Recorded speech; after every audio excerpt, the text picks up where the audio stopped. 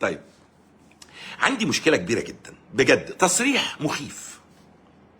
وزير الري الدكتور هاني سويلم، أخي وشريكي في الوطن، خلال مؤتمر التعليم الهندسي ضرب في وشي بومبة كبيرة مش نافعة خالص، أنا وشي كده باظ.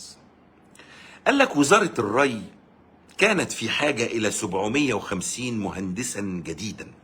حلو، الله أكبر، للعمل بمختلف التخصصات في الوزارة، ولكن تفاجأت بتراجع مستوى الخريجين. يا حسن السودة انا يما. وايه كمان؟ قال لك مع بدء اجراءات اختبارات القبول، يعني هو لسه اختبارات القبول، تفاجأ بتراجع مستوى الخريجين. خد بقى الحتة الجاية دي خلاصة. قال لك وقد لا نجد احدا في نهاية الاختبارات. انا عايزكم تقولوا يا حسن السودا يا انا يما بس بصوت عالي.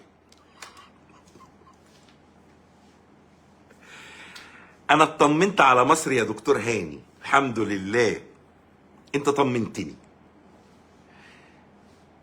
بس بالمقلوب. الا بالمناسبة الاستاذ وزير الدكتور وزير التعليم العالي في مكانه برضه هو على اساس المخرجات مرضية. يوم شهد شاهد من اهلها. وزير الري يقول لك 700 عايزين 750 مهندس يا مؤمنين مش لاقيين، واللي لقيناهم هيسقطوا في اختبارات القبول. ده بيقول ايه؟ احنا عمالين نتخانق على التعليم الاساسي.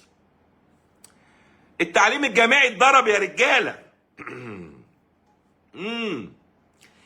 الهندسه، طب طمني على التجاره والحقوق كده، اخبارهم ايه؟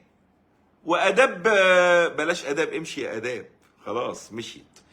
يعني طمني على الباقي.